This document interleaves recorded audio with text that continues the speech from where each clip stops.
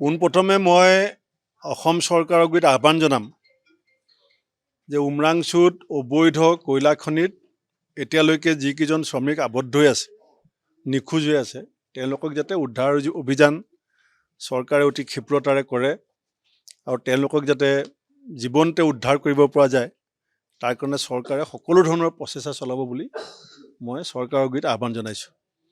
আৰু যিসমূহ পৰিয়াল এতিয়া অত্যন্ত অস্বস্তিত সময় কটাইছে, আমাৰ দলীয় কৰ্মীসকলক আমি ইতিমধ্যে নিৰ্দেশ দিছোঁ, যিসকলৰ ঠিকনা আমি বিচাৰি পাইছোঁ তেওঁলোকৰ ঘৰে ঘৰে গৈ পৰিয়ালৰ কাষত এইখিনি সময়ত থিয় হ'বৰ কাৰণে মই আমাৰ জিলা কংগ্ৰেছসমূহক আহ্বান জনাইছোঁ।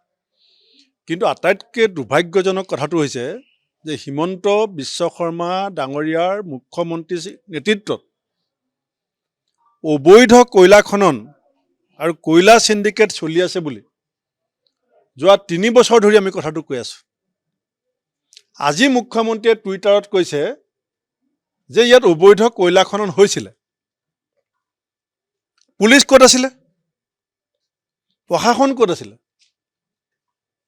হিমন্ত বিশ্ব শৰ্মা ডাঙৰীয়াই কয়লা অবৈধ খনন হোৱাত তেওঁৰ প্ৰত্যক্ষ অনুমোদন আছে, আৰু যদি অনুমোদন নাই, কয়লা খননত জড়িত এজন মানুহক গ্ৰেপ্তাৰ কৰি মুখ্যমন্ত্ৰীয়ে কি বুজাব বিচাৰিছে? কিয় লোকেল থানাৰ অ'চিজনক ছাছপেণ্ড নকৰে?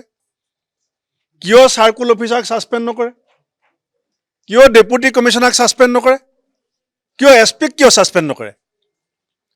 যদি SP জড়িত নাই, যদি DC জড়িত নাই, যদি লোকেল OC জড়িত নাই, চাৰ্কুল অফিচাৰ জড়িত নাই, প্ৰশাসন পুলিচ যদি এই চিণ্ডিকেটৰ লগত জড়িত নহয়, ইমান মানুহে কাম কৰি আছে, ইমান দিনৰ পৰা চিণ্ডিকেট চলি আছে, আজি মুখ্যমন্ত্ৰীয়ে ইমান ডাঙৰ ঘটনা হোৱাৰ পাছত টুইটাৰত নিজে কৈছে,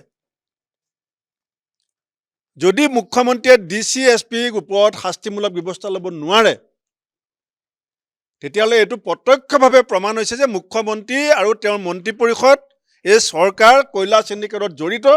ইয়াতকৈ ডাঙৰ প্ৰমাণ আৰু একো নালাগে, ইয়াতকৈ ডাঙৰ প্ৰমাণ একো নালাগে।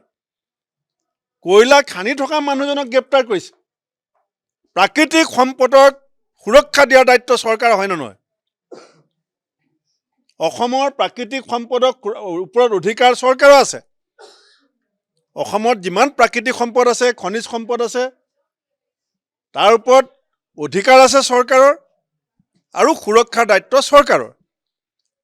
যদি কয়লা মাইনিঙৰ তাত পাৰ্মিশ্যন নাই, তাৰপাছত যদি তাত মাইনিং চলি আছে, ৰাস্তা দি গাড়ীয়ে গাড়ীয়ে কয়লা গৈ আছে, পুলিচ কাৰ নিয়ন্ত্ৰণত আছে? প্ৰশাসন কাৰ নিয়ন্ত্ৰণত আছে? গতিকে মই পোনপটীয়া অসমৰ মুখ্যমন্ত্ৰীৰ বিৰুদ্ধে অভিযোগ যে অবৈধ কয়লা খনন আৰু কয়লা চিণ্ডিকেটৰ লগত হিমন্ত বিশ্ব শৰ্মা চৰকাৰৰ প্ৰত্যক্ষ সম্পৰ্ক আছে। এজনো যদি মানুহ মৃত্যু হয়, সেই মৃত্যুক আমি চৰকাৰে হত্যাত জড়িত বুলি ক'ম।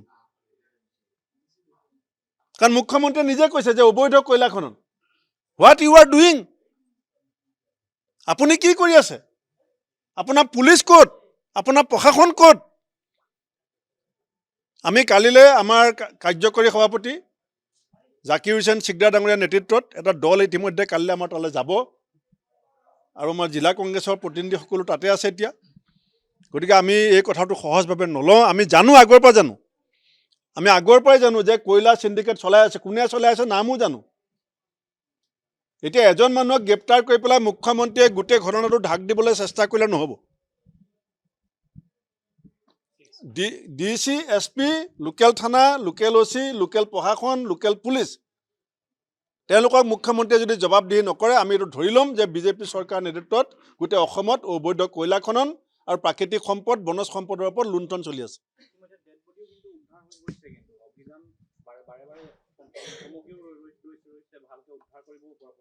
সেইখিনিতো এটা বেলেগ বিষয়। আমি বিচাৰিছোঁ যে চৰকাৰে NDRF, SDRF আছে, সকলোকে ব্যৱহাৰ কৰি পেলাই ক্ষিপ্ৰতাৰে উদ্ধাৰ অভিযানটো চলাওক। সেইটো এটা বেলেগ বিভাগে চাব, ডিজাষ্টাৰ মেনেজমেণ্ট বিভাগ আছে। কিন্তু এই ঘটনাটো কিন্তু গাপ দিবলৈ কোনো চেষ্টা কৰিব নালাগে। এইটো অত্যন্ত চিৰিয়াছ বিষয় এটা যে চৰকাৰখনৰ নাকৰ সন্মুখত এই অবৈধ কয়লা খনন হৈ আছে, যিটো মুখ্যমন্ত্ৰীয়ে স্বীকাৰ কৰিছে। মানে এই হত্যাৰ দায়িত্ব এই মৃত্যুৰ দায়িত্ব মুখ্যমন্ত্ৰীয়ে ল'ব লাগিব। যিকোনো খবৰৰ বাবে যোগাযোগ কৰক 7099017330 লগতে 7099017110 নম্বৰত।